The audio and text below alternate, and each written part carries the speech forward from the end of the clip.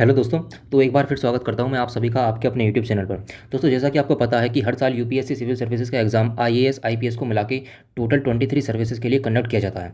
अगर आपको नहीं पता है तो मैंने इसके ऊपर एक वीडियो बनाई है जिसमें मैंने यूपीएससी में आईएएस आईपीएस के अलावा और कौन कौन सी सर्विसेज होती हैं इसके बारे में बताया है। उस वीडियो का लिंक आपको डिस्क्रिप्शन बॉक्स में मिल जाएगा, अगर आप देखना चाहें तो आप वहाँ से देख सकते हैं।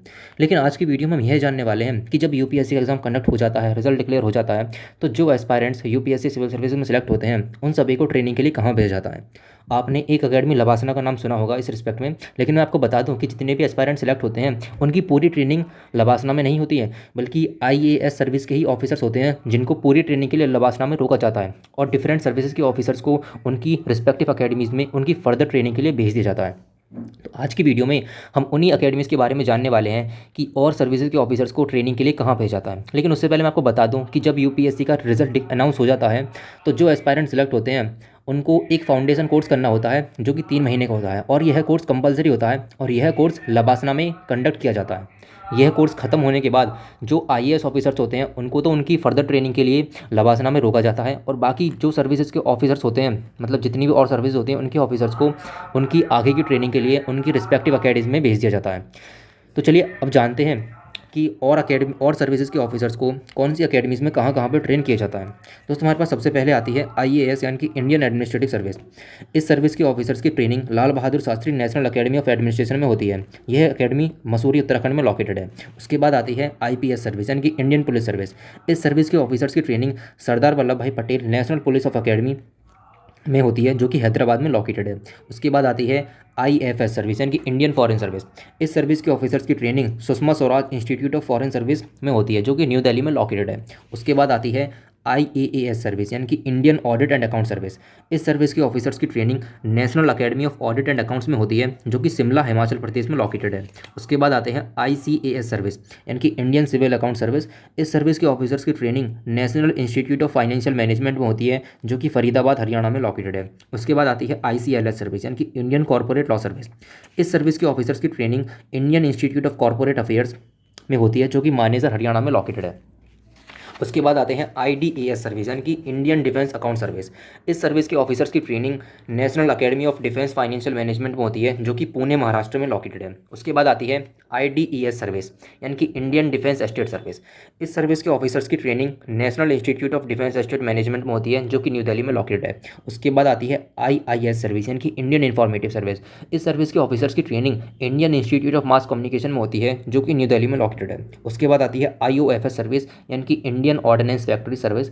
इस सर्विस के ऑफिसर्स की training national academy of defence production में होती है जो कि नागपुर महाराष्ट्र में लोकेटेड है। उसके बाद आती है आईसीएफएस सर्विस यानी कि इंडियन कम्युनिकेशन फाइनेंस सर्विस।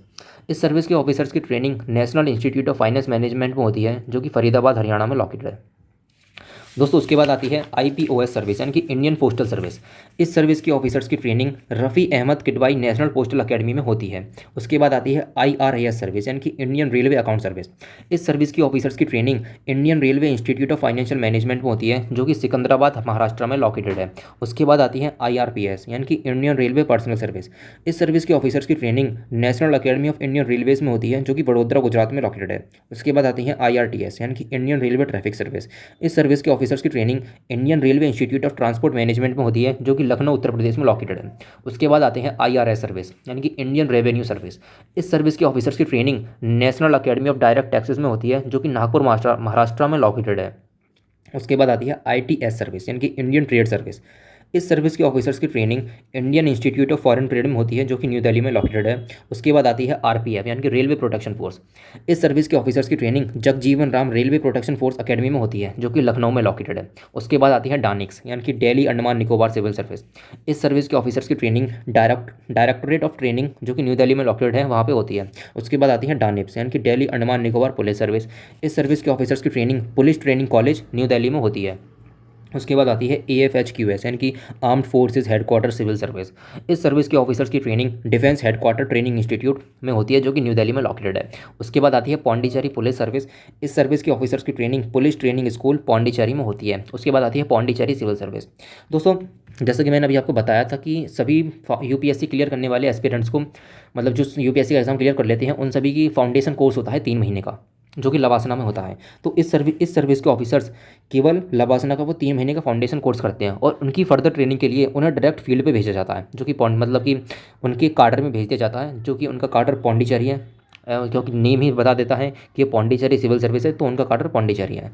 तो लवासना का 3 महीने का फाउंडेशन कोर्स खत्म करने के बाद इस सर्विस के ऑफिसर्स अपनी फर्दर ट्रेनिंग के लिए पौंडीचेरी में चले जाते हैं। तो दोस्तों, ये थी हमारे 30 की 23 सिविल सर्विसेज, जिनकी रिस्पेक्टिव ट्रेनिंग अकेडमीज़ के बारे में मैंने आपको इस वीडियो में जानकारी दी है। दोस्तों, अगर आपको इस इन्फॉर्मेशन का पीडीएफ चाहिए तो डिस्क्रिप्शन में मैंने आपको टेलीग्राम का लिंक दिया है, उस टेलीग्राम पर आपको इस पूरे डॉक्यूमेंट का पीडीएफ मिल जाएगा, मैं आपको प्रोवाइड करा दूँगा। Thank you so much for watching this video, और ऐसी और इन्फॉर्मेटिव वीडियोज़ को देखने के लिए चैनल को सब्सक्राइब करें। जय हिंद।